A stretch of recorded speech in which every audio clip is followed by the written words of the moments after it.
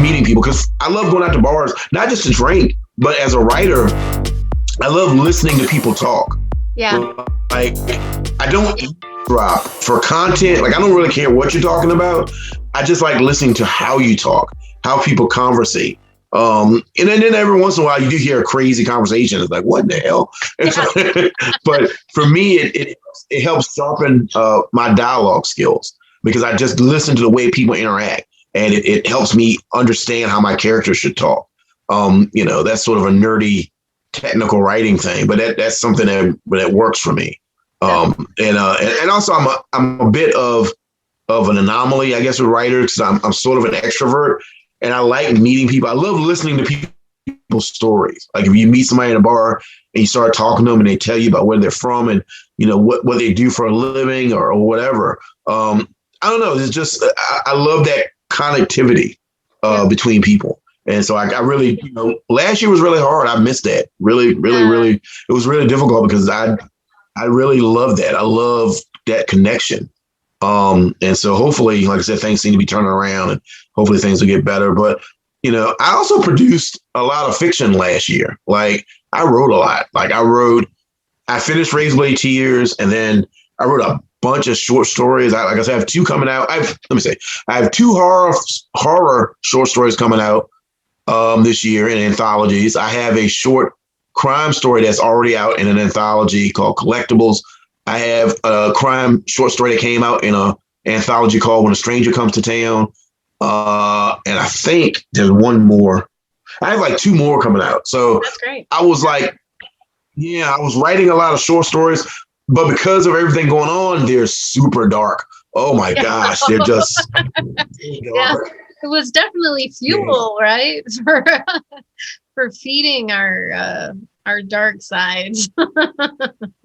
Oh man, there's baby kidnappings, and there's a lion that eats somebody, and I wrote a horror story that has a person possessed by demons, and I can't even say, how can I say, he regurgitates acidic ectoplasm. It's just all over the place. It was super dark. Yeah. It was like after I wrote all that, like, oh my God, I gotta watch a Disney film or something. Yeah. I gotta reset. Mermaid or something. Yeah. Bring on the Lion King. I wrote a story about a little girl that got possessed. So possession, things happening to little kids. Yeah. That's great. I think it was just such a hard time for people. A lot of my friends who were like, I had friends who weren't able to write at all. Like they just weren't in a good place with everything going on. And then like I had friends that were like me where we're writing, but it is some Stygian, midnight in the mine shaft, dark stuff. And so it was no middle ground. I didn't have anybody that wrote like kid stories during that time. Yeah, I even for the first time I killed off characters. Like like I just killed characters. Characters that I love. Oh man. It's like this person has to die now.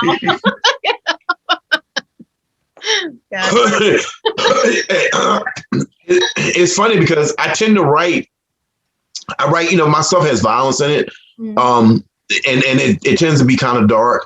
And the initial first draft of Razorblade Tears was way darker than what is going to come out on the 6th. My editor was like, we need to take a step back. Like we need to like bring it back a couple steps, like a little bit, please. And that was just the outgrowth of everything that was going on. But that's the great thing about having a good editor is they know how to bring you back from the precipice a little bit and kind of get you back on even keel. But no, I'm looking forward to seeing my friends again and getting out. And, again, I think the biggest thing for me as a writer that I've learned is, writing, and this yourself, writing is a very solitary endeavor. It's just you and the computer or you and the notebook or however you choose to write. Yeah. And it's great being able to talk to other writers because nobody gets it the way a writer does. You know, you can have your friends that you talk to about, yeah, I'm really struggling with this book, or I'm struggling with this section in the book, or I don't know how this plot, I got a plot point that's bugging me.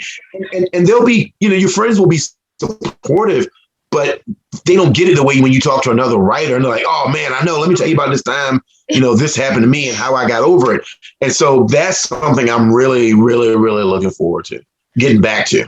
So. Yeah, you don't get the answer of, well, just write it down. Write what's in your head. Yeah. But you don't understand, my head's not clear, or, you know, it's taking me down this other road that I don't want to take it, or the characters are controlling the story. The characters are changing the plot. That's the worst. Yeah. When a characters that don't do what you want them to do. No, weirdest thing ever. Well, that's great. That's the thing. Characters that won't do what I tell them. It's like, okay, you don't want to do what I tell you, so now I'm going to kill you off. How about that? How do you like that? But no, I'm kidding. Yeah. Sort of, kind of. Really. So one thing that I was curious about was your stories have been, or a few of your novels have been called rural noir. And I could Google it, but I preferred to ask you, which is much more fun than Googling. Yeah. So we all kind of know what film noir is, you know, Humphrey Bogart kind of movies and stuff. So what makes something noir per se? I think the definition I like the best is, you know, a noir story is full of characters doing the wrong things for the right reasons. And that's the definition I use a lot. And then a rural noir is just those characters in a rural setting. But what makes it different than, say, a urban noir or metropolitan noir is that in a big city, like for instance, New York City, you might know people in your block. If you live in Brooklyn, you might know people in your apartment building. You may not know people 15 feet down the street from you. In a rural setting, there is a sense of claustrophobia that comes from how connected you are to everyone. You're a part of this big tapestry. You know, in a small town, you might have between 6 degrees separation, you know everybody, you know, between your cousins and friends of your family and your uncles and people they've married. So there's this intermixing, this, like I said, this intersectionality of personalities. And so when something happens that fits that definition of noir, somebody makes the wrong decision, it affects everybody. It's like throwing a stone into a pond. It creates these ripples. Oh, yeah. And so it can be much more emotionally intense than, say, a story that takes place in Chicago or Los Angeles. You know, like if you read a story that's noir that takes place in Chicago or Los Angeles or city, the character may owe money to some gambling loan sharks.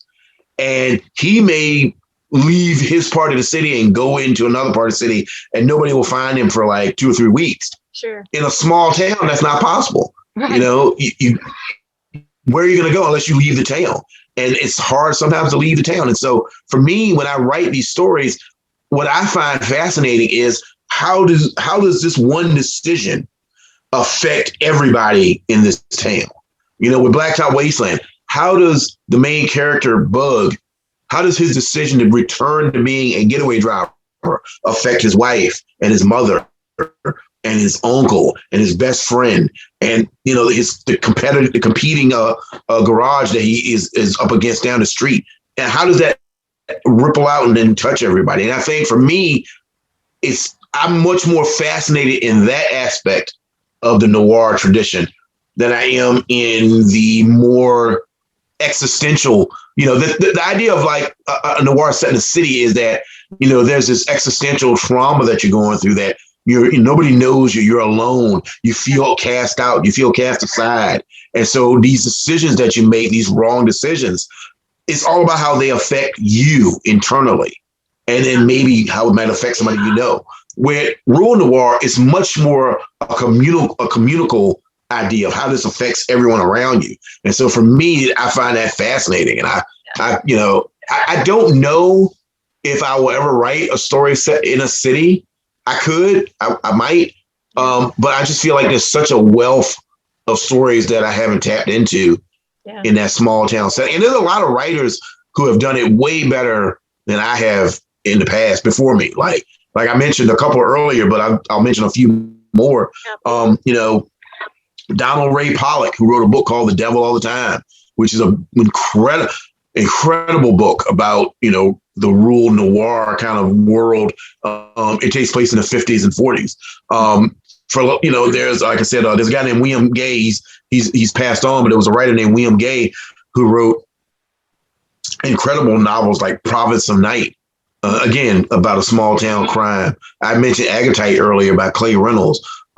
There's a book called Country Hardball by Steve Weddle, which is a series of interconnected short stories that take place in a small rural town. And so, that type of story, I find it just fascinating and interesting. And because I grew up in a small town, I know those characters intimately. And so I feel like I'm able to tell their story in a way that's comprehensive, but not condescending. And so that's what gets me going. That's what I like. But yeah, it's funny because if you'd asked me, 10 years ago that I think I'd be writing books like this, I really wanted to write fantasy. I really wanted to write horror novels, and it never clicked. And then this is what clicked for me, and this is what I think I'm supposed to be doing. Sometimes what you want to do and what you're supposed to do are two vastly different things. Yeah. And so that's what. Yeah, and I find like the small town, I like it much more because I get so tired of the stories about the lone wolf. And that's what you tend to get in like the big city noir, and so I really like that background because the person comes across to you as more human for one. And instead of the person that they only have themselves to think about, they don't care about anything else. They don't have to care about anything else. Yeah, it makes it so much more human. And definitely as a reader, I connect better with that.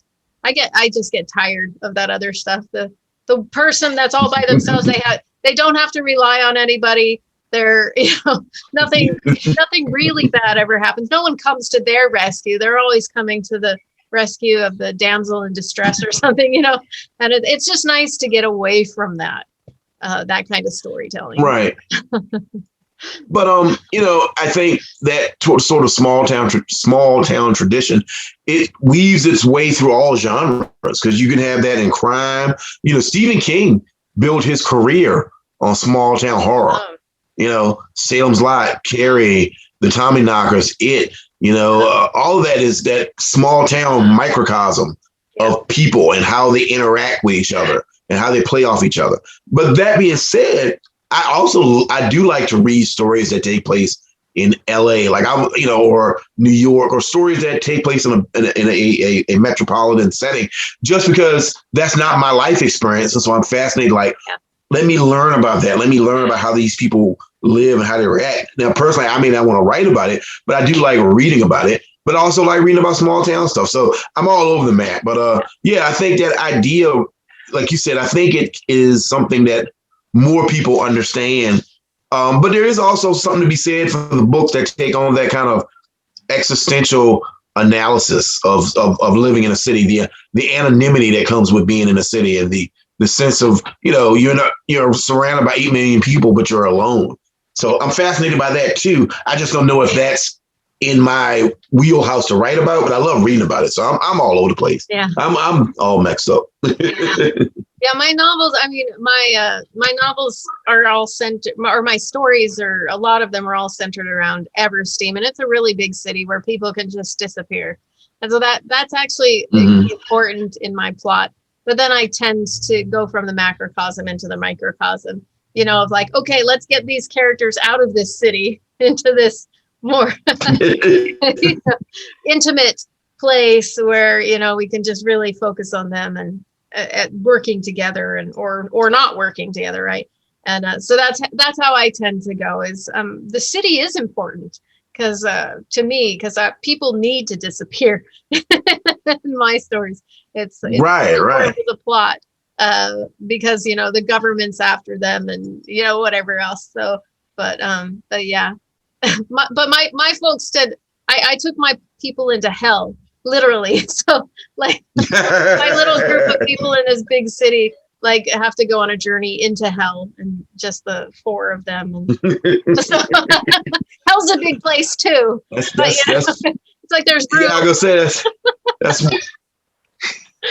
I mean that's one convoluted vacation, but you know, it's like, what did you do over the summer, Jimmy? I went to hell.